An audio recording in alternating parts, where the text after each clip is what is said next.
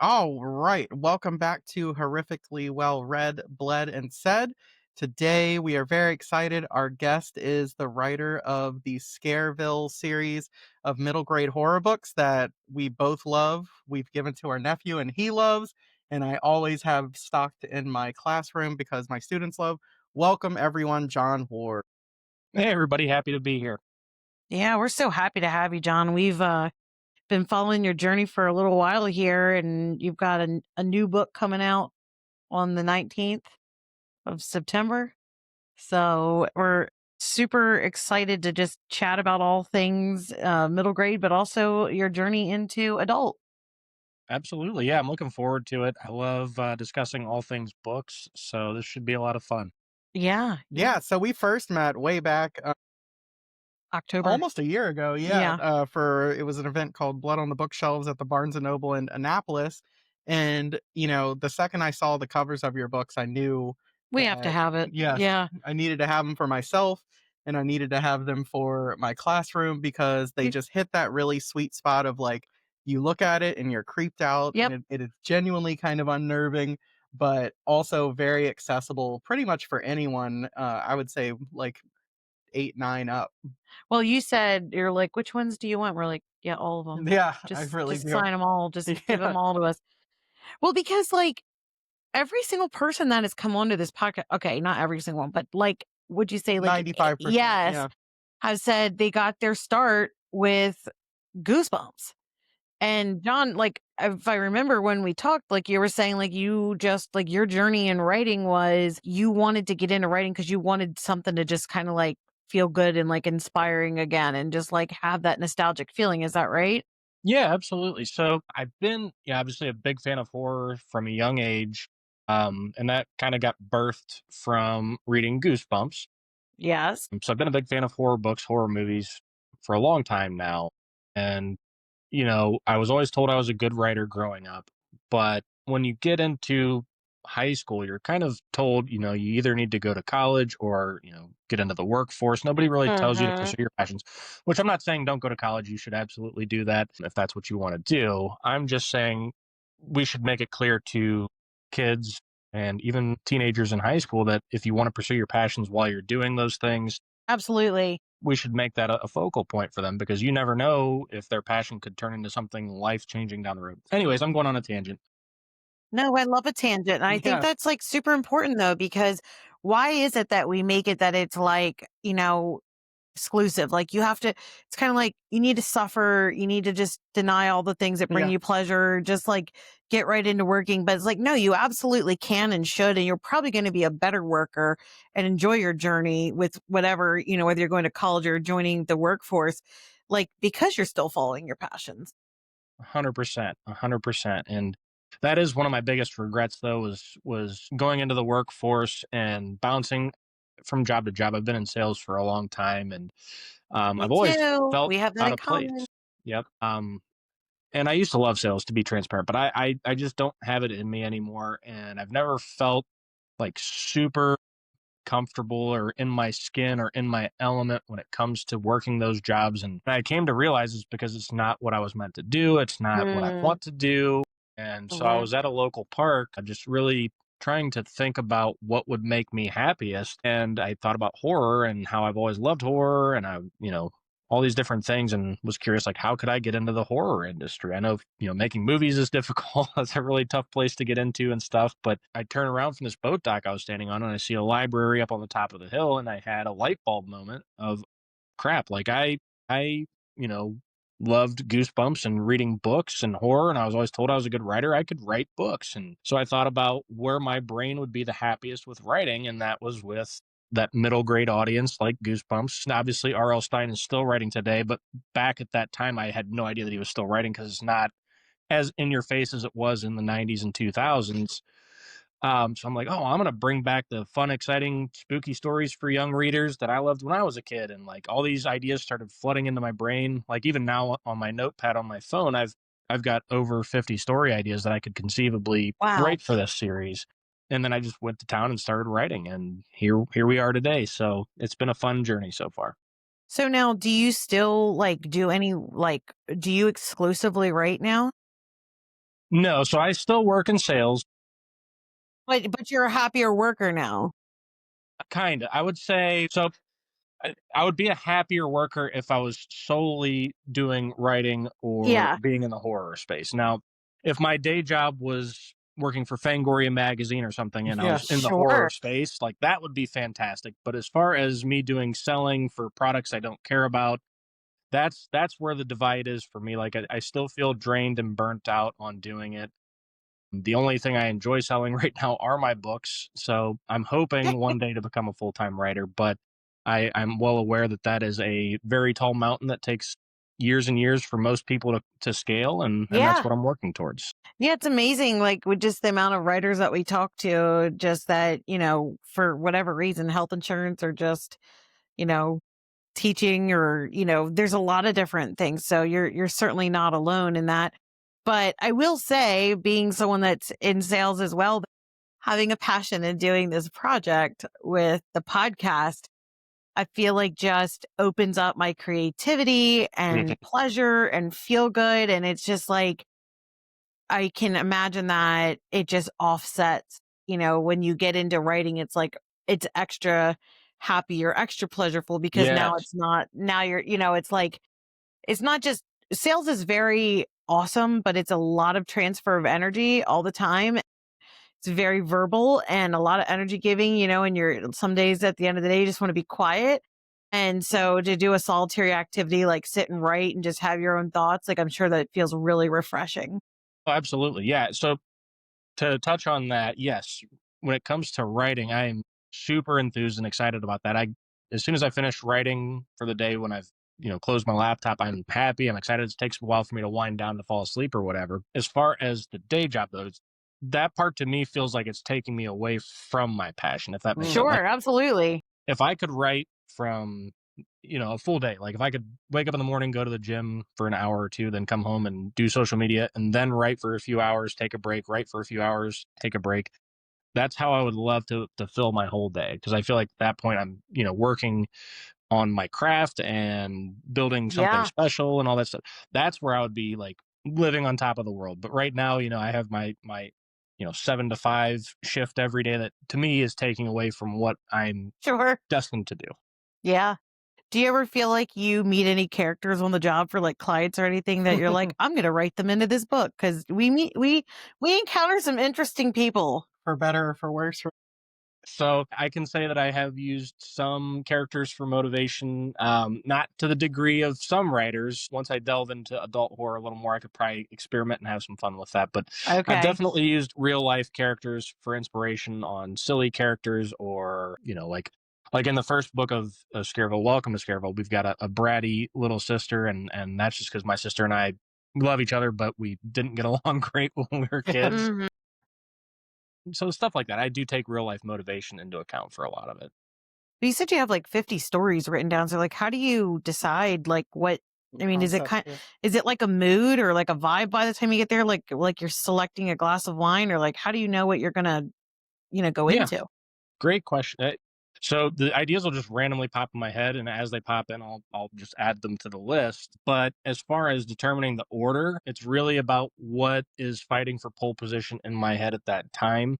If there's one story that's really just dominating my headspace, that's the one that I'll push to the forefront and Mm. start writing. Now, it was a little different with the first 3 books of Scareville. Even though they were published in a certain order, they were not written in that order. I wrote the first 3 books before I ever bothered with self-publishing or anything like that, because I was just battling confidence issues or what have you. Sure. So I wrote those 3 in different order. Like the first book I ever wrote for Scareville was actually Monsters of Mount Hope, which was the 3rd release, but that was the first book I ever wrote for the series. Welcome to Scareville was the 2nd book I ever wrote. That was the first release, and then the 3rd book I wrote was How to Create a Monster, and that was the 2nd release. That was a little different situation, and I felt Welcome to Scareville was the more appropriate opening book to introduce the series. I felt How to Create a Monster was a good follow-up book to really build that intrigue, and then the Hmm. 3rd book, which has a great cliffhanger, but maybe didn't have the same level of intrigue just based on the cover and title, was kind of like just made it the 3rd book. And you said you're getting them re-released, right? Yes, yeah. So actually, I think it's as of this Friday, it'll be completely caught up for the original 7. Awesome. So the Harvest is getting its relaunch with Crystal Lake on Friday, and then September 19th will be completely caught up because Food to Die For, which will be the eighth book, will be getting its brand new launch. So yes, all the books have been getting re-released once a month this year. Oh my God. How does that feel? You feel like you're like having a baby again? Yeah, it's funny. It's cool to see him with a little bit of a facelift. Obviously, when I was self publishing, I didn't have top of the line editors, but I outsourced my editing to an editor on an app called Fiverr. She was great, but she wasn't obviously on the same level of the editors that Crystal Lake has. Mm-hmm. So all these books have gotten a big time facelift in terms of grammar, and even just certain words within the sentence structure, things like that. So the books have gotten even better than what they were. So if Love it. people have the first edition books and loved them, they're going to love Mm-hmm. these new ones even more, which is great. But it's been a lot of work going through all the re-edits. One book every 3 or 4 weeks, I've been having to go through edits again, and Jeez. on top of writing my books and stuff like that too. So it's been His busy, but damn good. sales job. Okay. Yep. Right. Um, I just the imagery for the Food to Die For is fantastic. I mean, every book you have, but I just wanted, since this one's coming out, like I just wanted to touch on this, but like from the front of the book to the back, like I'm a huge fan of Steak and Shake. I can't get that unless I'm in like what, the South or the Midwest. So I feel like that's what it looks like I'm going into. And like the clowns there with the burgers and ready to go, and it's just like okay. And then the back is so, I mean, his nose is deeply red and lips, and it's perfect. Like, but Yeah. all your cover arts are just so like, oh my God, it just lends to wanting to read it, you know? Yeah. Who does your cover art, or how much say do you get to have in it? So this is one of the cool things. So I have been working with the same cover artist ever since I was self-publishing to now. So like Crystal Lake loved his work enough to allow me to continue working with the cover illustrator that I've been working with this whole time. I have, at the end of the day, pretty much complete control over what goes on the cover. I'm sure if it was terrible, Crystal Lake would probably step in and be like, "Yeah, we don't like this cover and we need to Mhm. fix this." But up to this point, I've given him no reason to not trust my judgment on what would make a good cover. So the illustrator's name is Jorge, and I apologize if I can't pronounce his last name. I've never spoken to him verbally. It's all been through messages and email. But his name is Jorge Iracheta. He's based out of Mexico. I originally found him on Fiverr. Again, that was like my home spot for finding stuff when it came to But like self that's such a publishing. good resource. No one else has talked about that on here yet, so I'm glad Yep. you are. Yeah, Fiverr is great, especially if you're just starting out with publishing. There's everything you could possibly. There's people that format your books. There's editors. There's cover illustrators. There's all kinds of stuff on there that people can take advantage of, which is great. But yeah, Jorge's awesome. He's a little bit slow to respond sometimes, but he's very good at what he does. I tell him exactly what I have in my mind, and he literally takes my imagination and brings it to life on the covers. And I couldn't be happier with the products he puts out. Yeah. Do you get a lot of those same reactions from kids of like, this is so sick, like it's Yeah. awesome looking? Yeah, absolutely. Kids and adults alike are all eating up the covers, and I think because there's a lot of books these days, even in middle grade, that are kind of getting matted down a little bit. Like I Mhm. walk through like middle grade book aisles and stuff in the bookstores, and a lot of the times it just looks matted or muted. It's not bright and vibrant. Mhm. And to me, middle grade is supposed to be bright and vibrant like kids' imaginations, and that's why I think Goosebumps was so successful in the Mhm. 90s and 2000s. So Mhm. like I wanted to bring back those same vibes. Now, is it the same exact thing? Not quite. It's not quite as bright and vibrant as Goosebumps because it's still my own thing, and the imagery is a little bit darker and stuff in terms of feels and vibes, but I still want it to be something that catches people's eyes and not necessarily blending in with everything else. Yeah, I think you definitely succeed in that. And like you said, Goosebumps covers are iconic and draws a lot of people in. And I know that in my classroom, like having the books there, that kids are looking through all those other middle grade books, and then they come across yours and they're like it was so funny on the second day of school. It was I think it was it was the cover for How to Make a Monster. And the one kid came up to me, he's like, "Mr. Allen, are you trying to give us nightmares?" And I was like, "Yep."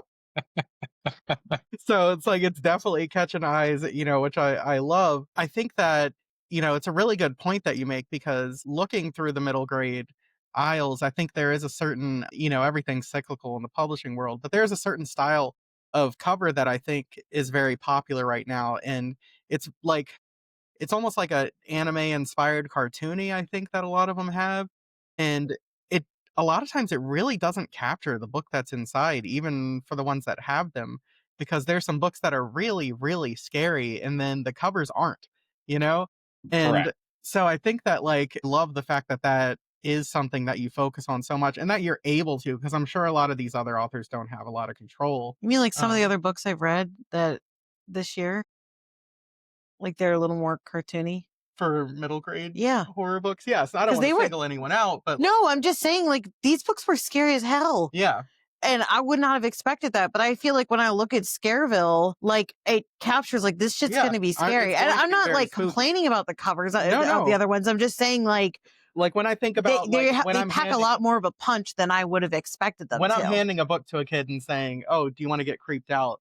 I want them to look at that cover and say, "Yes, I'm gonna get creeped out." So I love that. The other thing that I wanted to, talk about and bring up to you is the fact that, like, Goosebumps books, they're still sort of omnipresent, there's Disney Plus series and movies recently and stuff like that.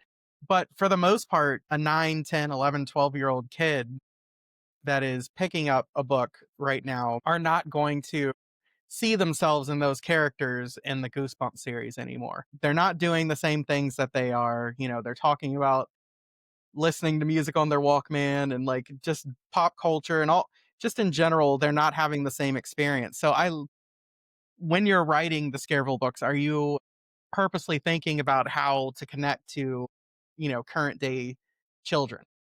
Yeah, absolutely. That's a great question. I definitely try to keep a modern spin on it. I try to put myself into how I would have reacted as a kid in that age and make it relatable to today, if that makes sense. So Mhm.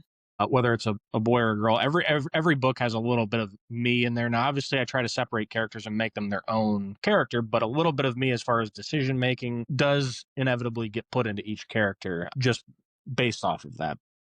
Yeah, I do try to give it a modern spin, and I know exactly what you're talking about because I'll reread a Goosebumps every book every once in a while, and the dialogue in particular is very much different back then versus Yeah. how it is now. Mhm. Do you have a favorite Goosebump book, by the way? Oh, yeah, I did a top 5 video on these recently, Shoot, probably I'll have to 3 or watch 4 that. months ago. I'm trying to think. I don't know if I could make a number 1 pick. Let me see. I know Welcome 3. to Dead House was one of them. Say Cheese and Die was one of them. Night of the Living Dummy, Yeah, Welcome to Camp Nightmare, and then A Day at Horrorland. I think that was my top 5. nice. Yeah. You got my top 3. Say Cheese, The Night of Living Dummy, and The Horrorland. Yep. Yeah. Great stories. I tell you what's underrated though is Welcome to Camp Nightmare because even as I read it as a kid and I completely forgot about the ending, but even as an adult, I was reading that and I still didn't see the twist ending coming on that one. So like I have to give credit to that one. It's I don't it's a think I great little have read it. story. I'm pretty sure we have that one. I'll have to check that out again. I Yeah. think for like an opening in the series, Welcome to Dead House, like I read that again relatively recently and I was like, this is way darker than I remember it. Yeah. Like Mm. Yeah. that is a like, when you think about what those kids go through and what happens in that book, I'm like, that is kind of messed up. And I love that. There's a And it lot was of very graphic too. yeah. And I commented on this in that video I did for the top 5. I feel like because that was the first release for Goosebumps, I feel like they weren't sure how hard to push things in that first Mm. book. And I feel like they probably got some pushback from parents because obviously kids back then weren't as resilient to horror as they are today. So I think they probably got some feedback that that was a little graphic and to dial it back a little bit would be my guess. Yeah, because I think like Stay Out of the Basement also, Oh, the that was second good one too. is pretty hardcore too in terms of like the nightmare fuel of what happens, to the father of these kids. Yeah, And I think 100%. that, yeah, by the time you get to, 4, 5, 6, The Mummy and, that kind of stuff, you can probably see a little bit of it cooling off a little bit in terms of the graphic and that kind of stuff. Um, I wanted to say, one of the cool things about Goosebumps and, Scareville is the fact that, you know, you're kind of paid off if you read all of them, but they also are books that you can pick up, you know, Independent. if you pick up number 6 first and then go back to 1 and 3 and all that kind of stuff. that you can definitely do that. Was that also purposeful on your part?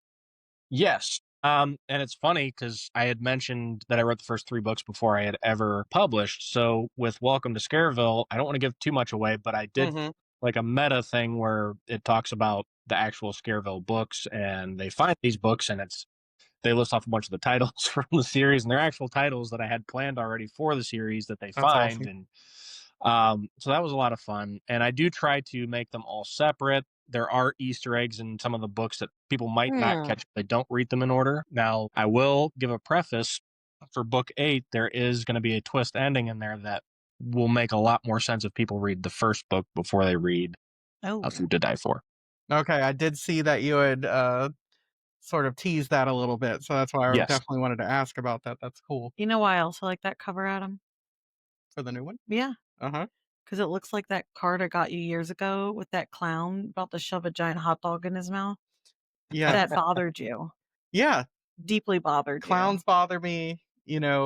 Obviously there's a very famous clown when it comes to a very large fast food chain that we, won't talk about for copyright reasons. But I think that there is always a sort of a tie-in of those two things that, is kind of like oddly surreal, and whatever that the uncanny valley kind of thing where, it's this very normal thing that you're going to the fast food and then you're like this hyper character like a clown that's really creepy as hell. So I've always So loved did you that. feel uncomfortable about like Bob's Big Boy? I mean, that's not exactly the I mean, same, I feel like but he is. He's like really large. He's in an. It's like uncomfortable. yeah, it is. Mascots in general can be pretty weird. Yep. It's the big unmoving eyes, I think, is a big Yeah. part. Yeah, right. Well, I will tell you guys, I did see today that if anyone is interested, you can go and make a giant Mothman at Build-A-Bear. They're Ca- back. You can't buy it online, but so I was thinking that could be a perfect fall date or late summer date, just like for adults. Just Yeah. go make your own giant Mothman. Well, That's I do awesome. see that sells out a lot at Build-A-Bear, and I'm guessing it's not kids that are probably making That's that what I'm saying. I'm Mothman. talking to adults here Yeah. to do this, right? We deserve these things too. You So know, that gets back into, I was thinking about when you were talking about getting into high school and they're kind of not telling you about following your passions and all that kind of stuff. And this has come up a couple times before too, that surrounding yourself with the things that you love, a lot of times people say that's not a very adult thing to do. It's like having, you love horror and you love horror movies. So it's like, I know for myself and stuff, having posters, having even like action figures and all that kind of stuff surrounding you just makes you feel good. Hmm. Do you do the same thing? Yeah, absolutely. You know, being in the paranormal field, I've got all kinds of creepy, weird antiques down in my downstairs. It's a bedroom, but I just call it my vintage room now because it's got all Yeah. vintage stuff in it. And then obviously, I'm a big proponent of having physical copies of as much as possible between movies and books.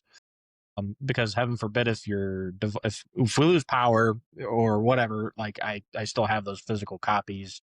Mhm. There's no risk of losing them. So I collect physical media as much as possible in movies and books. I collect the bobbleheads of mhm. more horror movie villains. And then just, I think it was, I don't know, 2 or 3 days ago, I was geeking out because I didn't even know it was coming out until I saw someone post about it in a group, but the new Exorcist book that just came out. The glow in the dark hardback. Yeah, the new glow in the dark edition. And I had to have it, the bright green sprayed edges. All of it looks so cool. I was totally geeked out I over can that. hear your joy as you're talking Yeah, about I just this. saw that at Barnes& and Noble. That is pretty cool. When we talk about, like, a cover, that's a cover that is one of the scariest covers to me Yeah. because it was the olive edition paperback too. Something about that girl with the blacked out eyes He's like, I don't want to is look at it. it is so creepy. I feel like there should be like not like a trigger warning, but like if you really want to look at something terrible, open this. Like I feel like kind of accosted Shouldn't immediately. be. Like I wasn't looking for that. Like just because I read horror, like there's so many subgenres in this. I'm like, that is not my bag, baby. Like I am not The looking to have. religious, like, possession horror. Yeah. Like, you look at like the cover of Diavola and like Mhm. you can tell like something's wrong. Yeah. But and I love that book. But I'm not like, I'm not like exposed to it like the way that, you know. Have you have you thought, John, about how you could do a middle grade possession story? Oh my god! So I kind of touched Oh on my it god! He's like, mildly, "I have actually." mildly with Got Ghosts, Okay. and I'm trying not to give too much away because it is a big time cliffhanger ending. So I'm trying not to. I'm trying to think of how. Yeah, I would say I've touched on it with book five. I'll say that much. I love With that. Okay, I Got have that in Ghosts. my classroom. I'm gonna have to read that one myself now. But that, yeah, that's always something because, a lot of times middle grade horror writers obviously are fans of middle grade horror, but generally it is an adult that's writing. And a lot of times your inspiration are going to come from the things that you enjoy. How do you find, or do you find that difficult to say, like, okay, I really want to write a blank book? Now, how do I put that through the lens of turning it into a middle grade horror? How do you do that? Yeah, that's a great question. It obviously comes with its own sets of challenges, but I'm going to say this before I attempt to answer the question. I Okay. will say that I'm super happy that I chose to start writing in middle grade horror because as an adult, it basically it's like having a leash on where you can't rely on gore or shock factor or different things like that to scare your readers. So you really learn how to write quality horror stories. Mm, I, obviously I just wrote my debut adult horror novel, which will be coming out in January. So nice. when I finally had the leash come off for that, I think this is going to shock a lot of people that read it. I think it's going to really impact people in a big time way.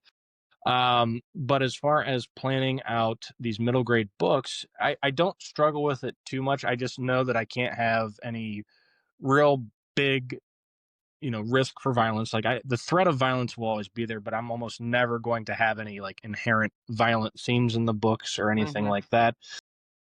No bad language, no just clean horror, cozy horror, however you want to phrase it.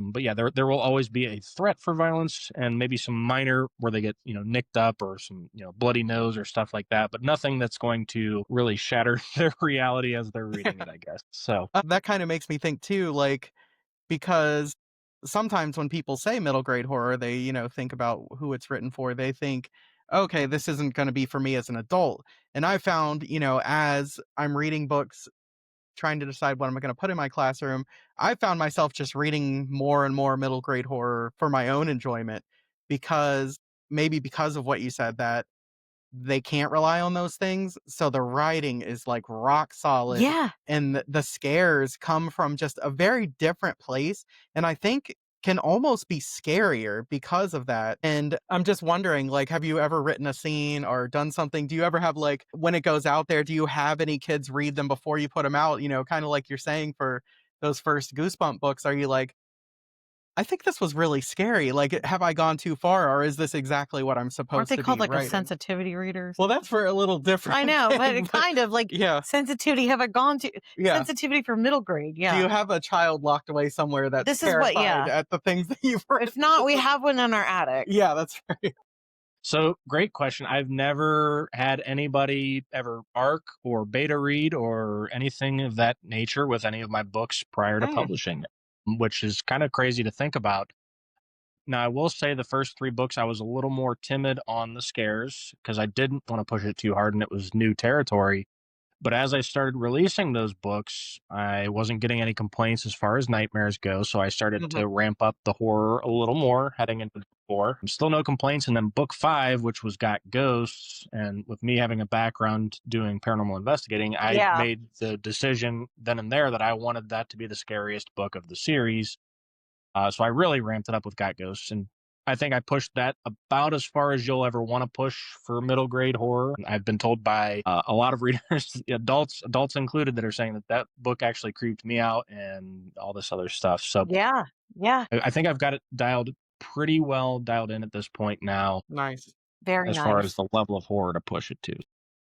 It's funny you say that, Adam, because like, let me jump back to originally when we started this podcast, it was because I didn't think I was a horror reader. And then it turned out, okay, I am a horror reader. And I was saying, like, well, I wish that there weren't labels in the bookstore, right?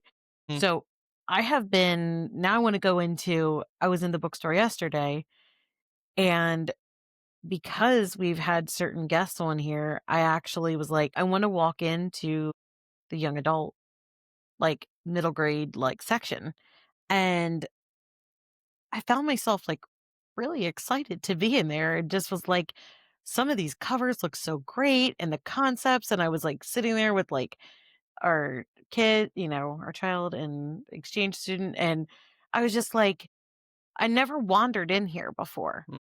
And I Yep. just like, they stuck it all the way in the very back. And I was just like, but I was so glad that I did. And I was like, I was saying, like, do you want to buy this? I was like, and I gave it to Annabelle to look at, and she's like, this sounds incredible. And I was like, yeah. I was like, we could both read it now. And I just feel like it's this like moment of opportunity of like, we're finally at this level where we can overlap and enjoy something together.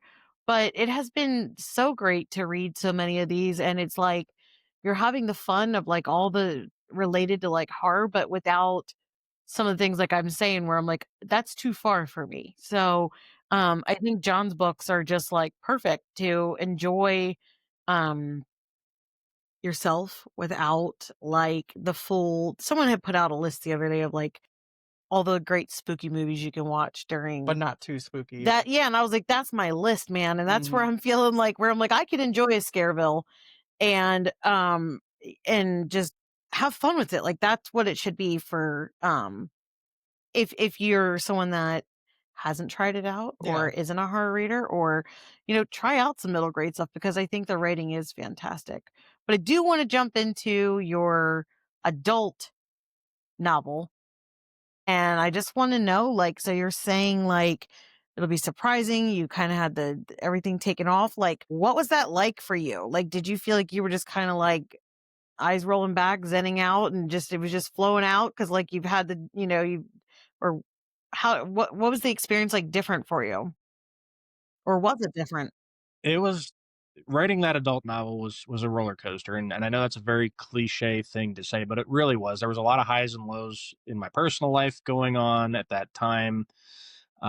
And the book really resonates because I took a lot of real life inspiration as motivation to make the book. So, and there's a lot of pieces of me and parts of me and experiences I had that are plastered all over that book.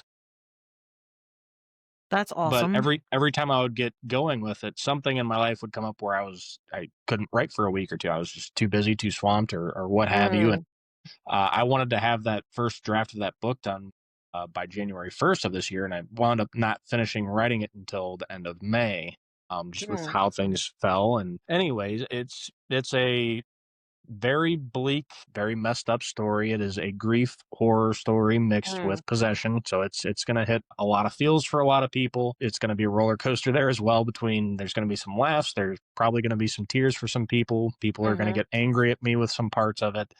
But that Alright, so I'm thinking either a dog or a child. I well, won't make you it's answer.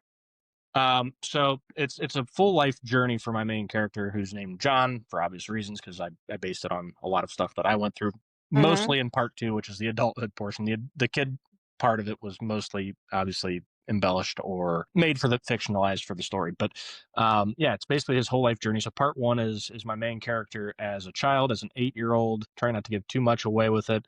mhm. Has traumatizing stuff happen, and a demon basically begins to infest him and his family's life. And just long story short, he winds up going through a lot of things. And then part two is him as an adult. I'm trying really carefully to not Yeah. give too much away, but Understood. it is a very, very, very, very bleak book. I will say that much. Well, so we always like to have kind of like the unhinged horror therapy hour. So was that cathartic to you to write it? But parts of it, yes, there were parts of it that I wrote that scared me even as a writer, because obviously when I'm writing, it plays in my head like a movie. So certain images and things like that I was writing in there freaks me out. There was certain content matter that I wrote about, which I included trigger warnings and stuff that people can Mhm, go to the back and look at. But certain things that I wrote about that really were emotional for me as well. So I mhm. do believe it was cathartic in that sense. And once I finally finished writing the story, it was like a huge weight was lifted off my shoulders. And now I'm bouncing around waiting for Crystal Lake to finish editing so I can get it That's out to ARC awesome. readers. So yeah. It's just amazing to me how many people, are just using horror as the genre to put things out. And I'm sure that like someone will find themselves in this upcoming book, that either parallels or moments that of what you've written about that is just going to, as they cry and grieve or as they find themselves, it's like, hey, me too. And that's the best part of this. And that's really what I wanted to hit on with that too. And I want people to feel the heaviness of this. I purposely wrote heavy-handed on it in several parts for a reason. I want people to feel the full weight of things because it is relatable. A lot of people go through these very same things, and even though it's a tough subject matter to read or think about, it's stuff that people go through. Mm-hmm. When you think about, a demon potentially causing these things in your life, that makes it even more terrifying because it's real and it's tough. So I think it's really going to resonate with people, and I think it's going to be good. I've had some beta readers that really. Well, Yeah, I think that when you say you felt like a weight come off you after you finished writing it, I think that it clearly sounds like one of those things that had to come out as much as you wanted it to. Um, so, this is why we say birth. There's labor pains. yeah, Seriously, like when you have an idea like this and you're just like, obviously some of it's digging in deep things and other things are fictionalized, but it's, when you say it's a roller coaster, I mean, it's ups and downs, painful. I mean, even if you don't say birth, but like, let's just say you got to get it out. So vomiting it or whatever, it's like expelling something. I mean, because I love how like there's this whole concept of trauma being stuck in the body. And so now they're like digging even more into like fascia is where really it's held and having like myofascial release and just like that's why like where they give like what's that one that is God, I can't think of that disease, but everything hurts, whatever, and they're always tired and whatever. fibromyalgia. Yes. So it's just like it's stuck there. And I feel like I had worked with a counselor years ago and they were saying like there's a direct like and I think this goes back to like older medicine, whatever, but I was surprised because at that time I was talking to a Christian counselor and she was the one that showed me this, which I was like, that's surprising.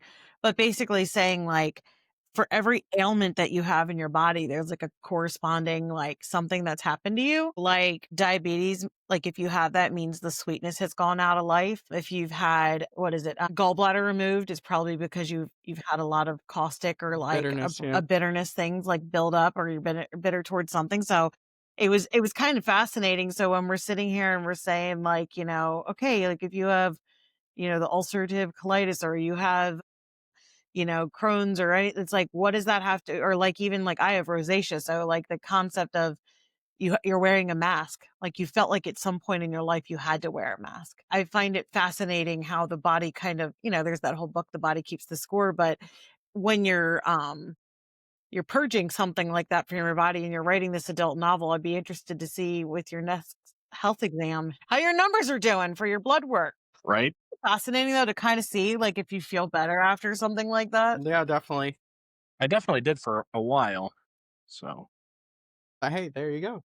I Yeah, mean, so I'm not like I want to say like it's a joke, but like honestly, when you have some relief and your cortisol levels are down and you're unburdened and whatever, and stress has a really it's a bastard. yeah, it does a number on you for sure physically. I wanted to talk about, since you kind of brought it up a few times too, your experience as a paranormal investigator. Yeah, that was the last thing I wanted to get into. I was gonna say, do you do it like solo? Do you take out groups? Where do you go? What do you do? yeah, so I just to kind of preface this, I was a hardened skeptic to the paranormal for a really long time, and then I had some things that happened in my personal life out when I lived with my old roommate named Sean out in Akron, Ohio, that I couldn't explain, science couldn't explain, so I became a believer.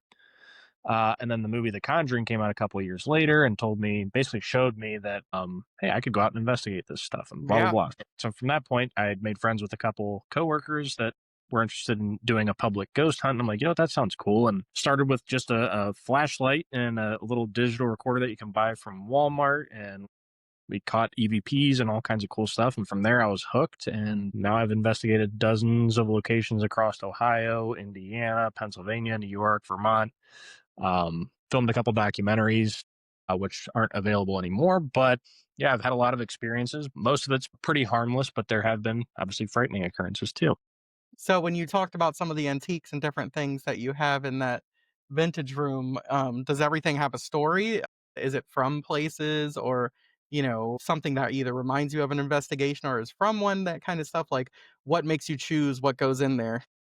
Yeah, great question. So honestly, most of the items that I have in the vintage room are just creepy, weird things that you find at an antique store. Like if there's an old doll that you think looks really creepy and weird, like I probably would have bought it. I haven't added anything in a long time now. In terms of stuff from locations, sometimes these famous haunted locations will sell like chunks of brick or Right. wood from within the building, and those kind of stuff I do collect and keep as well. Mm. But as far as the antiques and stuff go, it's just anything that I find creepy and that I feel like fits the horror vibe is what I buy usually. Yeah. Do you find yourself like driving and seeing a store that looks like off the beaten path and creepy and thinking, yep, I got to stop there to see what they got going on in there? Yeah, that's definitely happened, and actually this happened once in Amish country here in Ohio. We were just down there, you know, venturing around Amish country because here in Ohio it's big and they have tourist attraction type stuff down there. Same. And we went into an antique store, and I don't know if you guys are familiar with the Jolly Chimp with like the symbols Oh, and yeah. stuff. Really creepy toy, and they're actually pretty valuable. And I found one for really cheap there, and I'm like, I have to have this. I love the Jolly Chimp. So stuff like that happens. Like you just randomly find stuff, and I feel like sometimes it's meant to be. Yeah. Well, you are tabling in January at Dark Drafts Yes, 2026. I will be at Dark Drafts. I know they're still finishing things up. I think I'm going to be upstairs this year, which is great. Nice. I was down in the In the You were in the catacombs. deep catacombs, in the yeah. catacombs. Yeah. Yeah, and those steps by the end of the weekend, my calves were locked up. You were working your Well, glutes. Wait, what I yep. wanted to say, and the reason I asked that is so in Lancaster County is also Amish, whatever, but about I don't know, maybe 10 minutes front like total like drive time from where that's at is there's like 12, 15 antique stores in Columbia, Pennsylvania. And we go and have a ball finding out all the like cuz The it's scariest, only like yeah. 20 minutes from our house. Mm, So like that's like a day date for us we love to do, but there's also this really cool vintage like store that we get all kinds of good stuff. So we should schedule to have you. We'll take you around to some of these places and help you fill up your room because there's just some amazing. I mean, that's what they specialize in. It's known as like one of the antique capitals of like, yeah. and it's not like the ones that you go by on the road and it's like a massive building. I mean, these are all individually housed and selected and really well curated stores. But you see some really crazy shit, and it's Yeah. awesome. Yeah, a I lot of love them that are kind of are stuff. almost specifically, like, sort of pointed towards, dark horror, retro, nostalgic, vintage kinda things. So, there's always a ton of really Well, creepy, the one time we were in this my one of my favorite ones, which is the one that it burnt down. burning bridge. No. Oh, no, what? No, Burning Bitch is Oh, bootleg. no. I can't think of the name. Hang on here.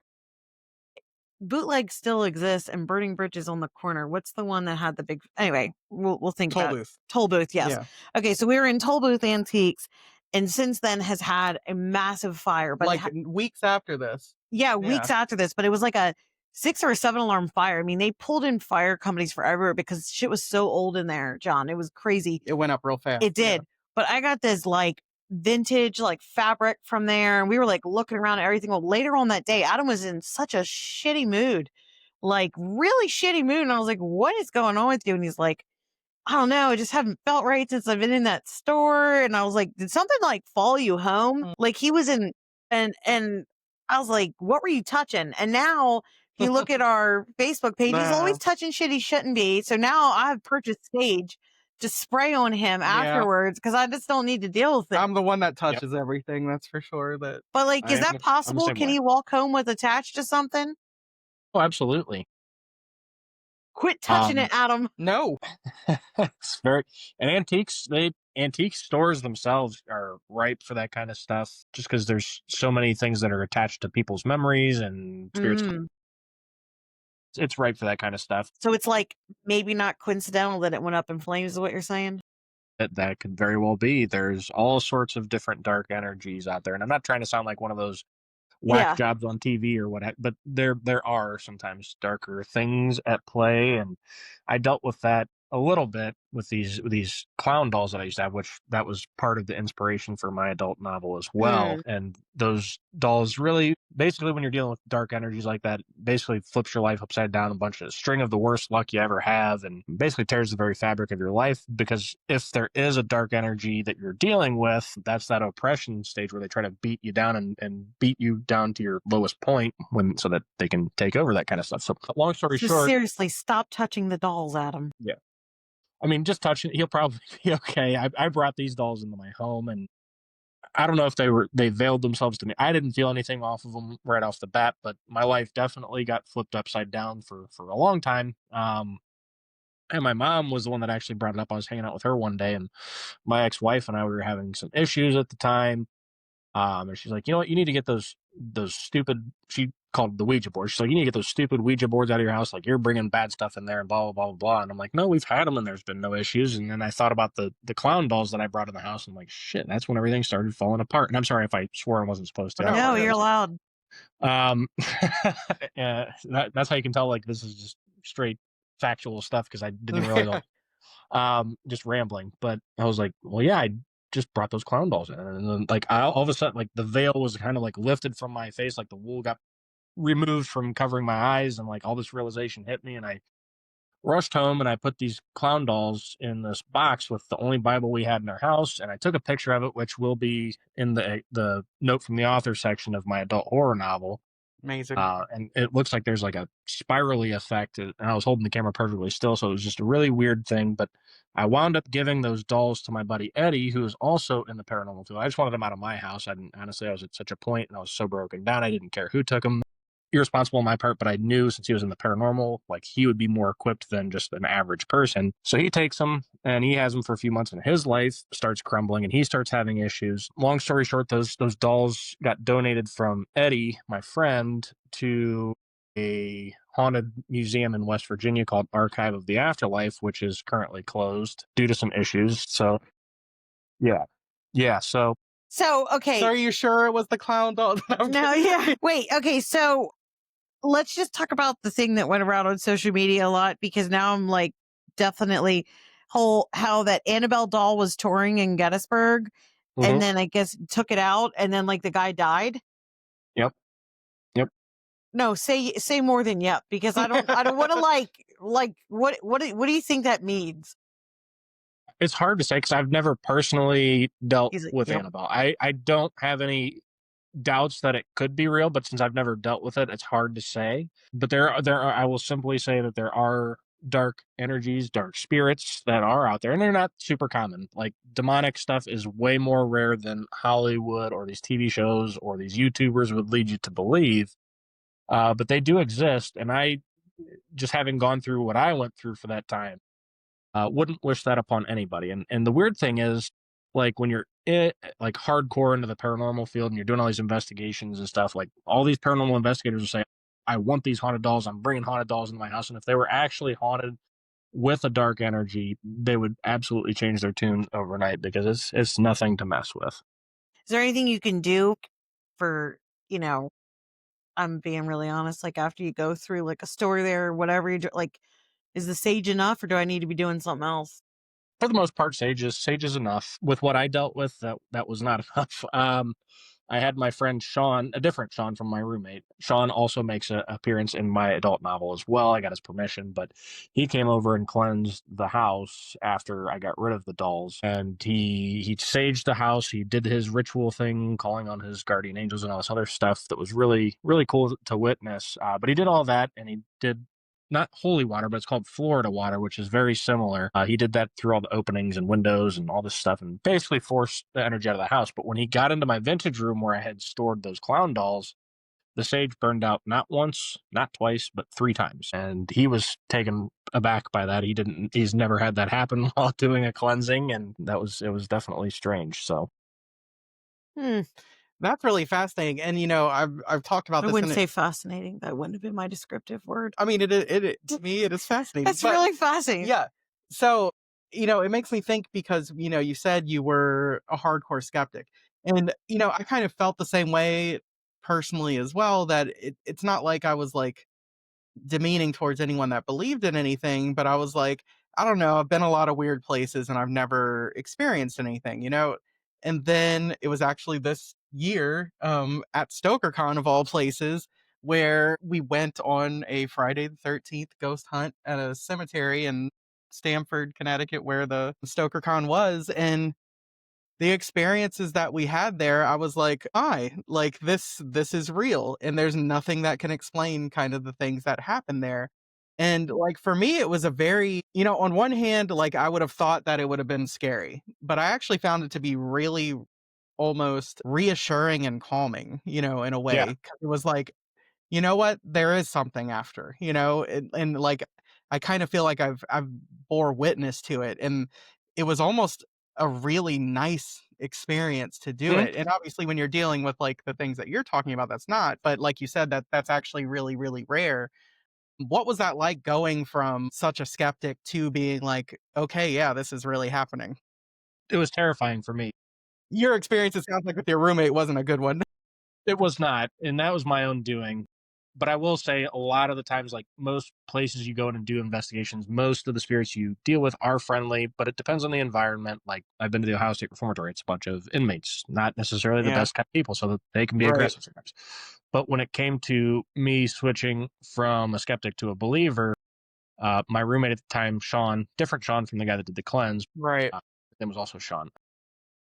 He told me when we moved in together, he's like, "Hey, I just want to let you know, like, I've got this spirit that follows me around everywhere I live. His name's Bob." And I looked at him sideways because I'm like, "You have a spirit named Bob? Like, come on!" And so, like, I didn't believe him, and I do what all skeptics do, and I started, antagonizing and calling it out and just Mm, talking crap and all this stuff, and things started happening that I just couldn't explain, and it was not the friendliest of interactions. And it wasn't anything threatening. I mean, I did wake up with scratches once. Most of the time, it was Bob just trying to startle me more than yeah. anything. But yeah, there was one Bob time was where offended I essentially. what's that? Bob was offended, essentially. Oh yeah, he was not happy with me. There was one day, like I said, I woke up with scratches. I was working a manufacturing job at the time, and it was really hot in there, and I was sweating, and I felt my back burning. I just didn't think anything of it. When I got home, my ex-wife, who was my girlfriend at the time, was like, "What did you do to your back?" And she and I hadn't done anything. We didn't have any pets, but I had 3 scratch marks going down each side of my back, Wow. pretty much the entire length of it, and Ooh, that was interesting. Isn't Yeah. that interesting, Adam, that you had a scratch mark after StokerCon? that is true on And my you thought I leg. was joking, and I was like, no. Yeah, I didn't feel I never and it's funny because it didn't get hot or anything. I didn't feel myself scratch myself or any of that, but it was a nice long scratch on my leg after that. So, interesting. Hmm.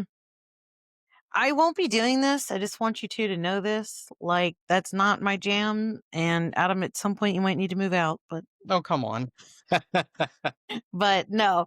I mean, it's just not, I'm whoever enjoys it. Like, we had a whole, like, if you haven't listened to the Mo Asher podcast, John, which just came out today on 8/21, you can see why I don't mess with it, because then you'll be like, "Oh, that's why she doesn't do this Yes. anymore."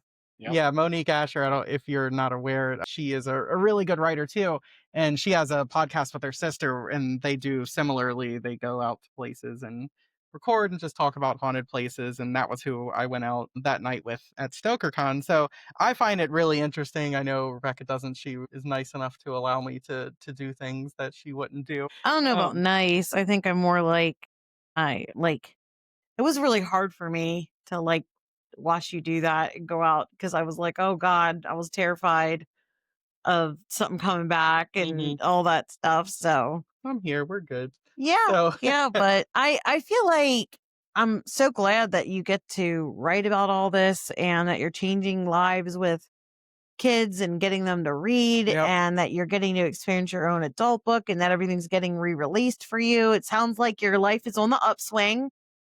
Yeah, absolutely. Yeah, it's been a lot of fun, a lot of work, but a lot of fun too. I'm definitely excited. I have a lot of people tell me that they think I'm gonna make it one day and it'll be a full-time thing, and they tell me to relax. But until that time comes, I'm just gonna continue to push extremely hard and grind. Yep. Hit those sales quotas outside of writing.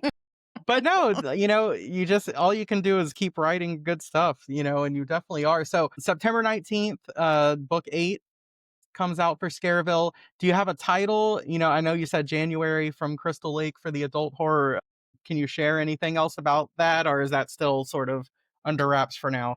Yeah, no, I can share the title. I Okay. talk about it pretty frequently. I haven't shared the cover yet. That'll Yeah. come once after book eight's released for Scareville. I'll probably share the cover for my adult novel because I don't want to Okay. take away from Scareville. So Right. yeah, the title for my adult horror novel, and this one's with the grief horror and possession, all that stuff, is called A Blackened Heart, A Blackened Soul. Nice. Yeah. Very nice. Got a Awesome. good flow. Yeah. So I can't wait to read it for one. Absolutely. Very exciting for you for that. So, middle grade adult, you're gonna be killing it in all the areas. We just want to thank you so much. This is a really interesting and good conversation. Thank you for coming on, and I really hope that you have a great rest of your night. Absolutely. Thank you guys for having me on. I love discussing books. If you guys ever want to have me back on, I'd be more than happy. And thank We'd you guys love, for having me yeah, on. Yeah, once you're when the book comes out, that'd be awesome. yep, we'd love to have you back on to talk a little more in detail once you can. And I'm serious about the taking you to some of those antique stores. They're really awesome. It'll Yeah, be absolutely. probably I'd be right down. around that same time. So, Yeah, it will be. Yeah. yep. Awesome. All right. Thanks, All right, John. thanks. Yep, thank See you ya. guys. Yep. Bye. Bye.